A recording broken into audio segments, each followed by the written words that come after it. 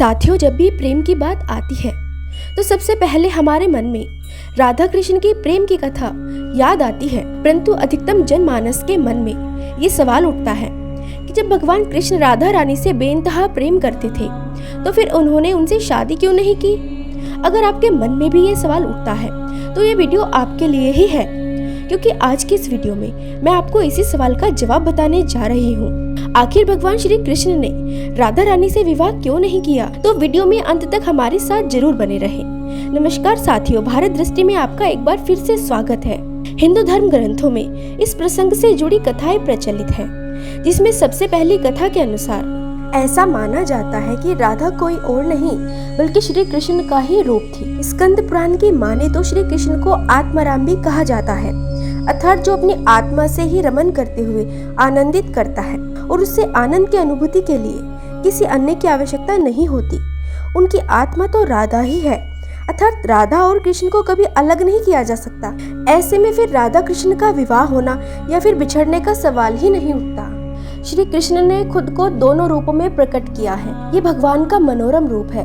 पुराणों में उनके रूपों को रहस्य, आध्यात्म और दर्शन से जोड़कर देखा जाता है। वहीं ब्रह्म वैवर्त पुराण में वर्णित कथा के अनुसार श्री कृष्ण के साथ राधा गोलोक में रहती थी। वहीं पर श्री कृष्ण राधा रानी की अनुपस्थिति में अपनी दूसरी पत्नी व्रजा के साथ घूम रहे थे। तभी राधा रानी वहां आ जाती है।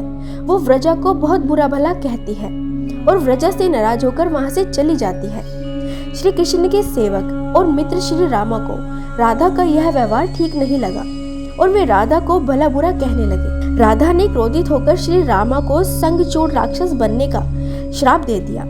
इस पर श्री रामा ने भी उन पर मनुष्य रूप में जन्म लेकर 100 वर्ष तक श्री कृष्ण से बिछड़ने का श्राप दे दिया। राधा को जब श्राप मिला तो श्री कृष्ण ने कहा था कि तुम्हारा मनुष्य रूप में जन्म तो होगा, लेकिन तुम सदैव मेरे पास ही रहोगी। यही कारण था कि राधा और श्री कृष्ण बचपन में ही बिछड़ गए थे। जबकि रामचरितमानस के बालकांड के अनुसार एक बार विष्णु जी ने नारद जी के साथ छल किया था। उन्हें खुद का स्वरूप देने के बजाय वानर का स्वरूप दे दिया था। इस कारण वे लक्ष्मी जी के स्वयंवर में हंसी का पात्र बन गए थे और उनके मन में लक्ष्मी जी से विवाह करने की इच्छा अधूरी रह गई थी। नारद जी को इस छल का पता चला तो वे क्रोधित होकर वैकुंठ पहुँचे। भगवान विष्णु को बहुत बुरा भला कहा और उन्हें अपनी पत्नी का वियोग का श्राप दे दिया। नारद जी के श्राप की वजह से राम अवतार में भगवान रामचंद्र जी को सीता का वियोग सहना पड़ा था और कृष्ण अवतार में देवी राधा का। इसके अलावा अन्य पौराणिक कथा के अनुसार राधा कृष्ण से 12 वर्ष बड़ी थी। राधा ने श्री कृष्ण को जब देखा था तब उनकी माँ ने उन्हें ओखल से बांध रखा था। कुछ लोग कहते हैं कि पहली बार गोकुल अपने पिता ब्रजभान के साथ आई थी, तब श्री कृष्ण को पहली बार उन्होंने देखा था। अगर कुछ विद्वानों की माने तो राधा श्री कृष्ण की पहली मुलाकात संगीत तीर्थ पर हुई थी, लेकिन राधा ने जब कृष्ण को देखा तो वो उनके प्रेम में पागल सी हो गई थी और कृष्ण भी उन्हें देखकर मोहित हो गए थे। ऐसा माना जाता है कि तभी से राधा श्री कृष्ण की मुरली सुनकर बावरी होकर नाचने लगती थी। जब राधा कृष्ण के प्रेम की चर्चा गांव के लोगों में पड़ी तो उन्होंने राधा का घर से निकलना बंद करवा दिया। जिसके बाद एक दिन श्री कृष्ण ने अपनी माता यशोदा से कहा कि माँ, मैं राधा से विवाह करना चाहता हूँ। यह सुनकर यशोदा ने कृष्ण से कहा कि राधा तुम्हारे लिए ठीक लड़की नहीं है। पहला तो यह कि वह तुमसे 12 साल बड़ी है, इसलिए उससे तुम्हारा विवाह नहीं हो सकता। हम तुम्हारे लिए दूसरी कन्या ढूंढेंगे। तब कृष्ण जिद करने लगे। तब यशोदा ने नंद से कहा। तब कृष्ण ने नंद की बात भी नहीं मानी। तब नंद बाबा कृष्ण को गर्भ ऋषि के पास ले गए। गर्भ ऋषि ने समझाया कि तुम्हारा जन्म किसी खास लक्ष्य के लिए हुआ है। इसके लिए भविष्यवाणी हो चुकी है। इस संसार में तुम्हें धर्म की स्थापना करनी है। तुम्हारे जीवन का खास लक्ष्य है। तब श्री कृष्ण कहते हैं, मुझे नहीं बनना तारनहार। मैं तो अपनी गायों और नदी के बीच रहकर प्रसन्न और आनंदित हूँ। जब मुझे धर्म की स्थापना करनी है तो क्या मैं इस अधर्म के साथ शुरुआत करूं जो मुझे चाहती है और जिसे मैं प्रेम करता हूं उसे छोड़ दूं? यह तो न्याय नहीं है। गर्भ मुनि हर तरह से समझाते हैं, लेकिन कृष्ण नहीं समझते। तब गर्भ मुनि एकांत में उन्हें यह रहस्य बता देते हैं कि तुम यशोदा और नंद के पुत्र नहीं बल्कि देवकी और वासुदेव के पुत्र हो और तुम्हारे माता पिता को कंस ने कारागार में डाल रखा है।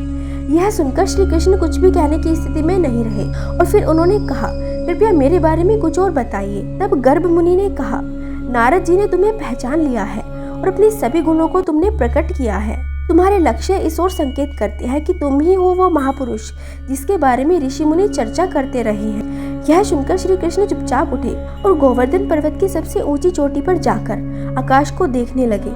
बस वे वहीं दिन भर रहे और सूर्यास्त के समय ज्ञान को उपलब्ध हो गए। वहीं से उनकी दशा और दिशा बदल गई। फिर उसके बाद श्री कृष्ण कंस के बुलाने पर वृंदावन छोड़कर मथुरा चले गए और उधर राधा का विवाह यशोदा के भाई प्रयाण से हो गया। साथ ही उसने भगवान कृष्ण ने कहा कि राधा तुम मेरी आत्मा हो, भले ही ऐसे में मैं उससे विवाह करूं या ना करूं, इससे क्या फर्क पड़ता है। विवाह के बाद न तो राधा का स्नेह मेरे प्रति कम हुआ और न ही मेरा स्नेह राधा के प्रति। तो साथियों, उम्मीद करती हूँ कि आपको श्री कृष्ण और राधा की ये प्रेम कथा पसंद आई होगी। साथियों, मैं आशा करती हूँ कि इस वीडियो के माध्यम से आपको बहुत कुछ जानने को मिला होगा। साथियों, अगर इस वीडियो से आपको कुछ ज्ञान अर्जित हुआ है तो वीडियो को लाइक जरूर करें और अपने परिवारजनों में शेयर करें और हमारे चैनल को सब्सक्राइब करना ना भूलें। सब्सक्राइब करने से हमारी वीडियो और लोगों तक भी पहुंचती है और हमें प्रोत्साहन मिलता है।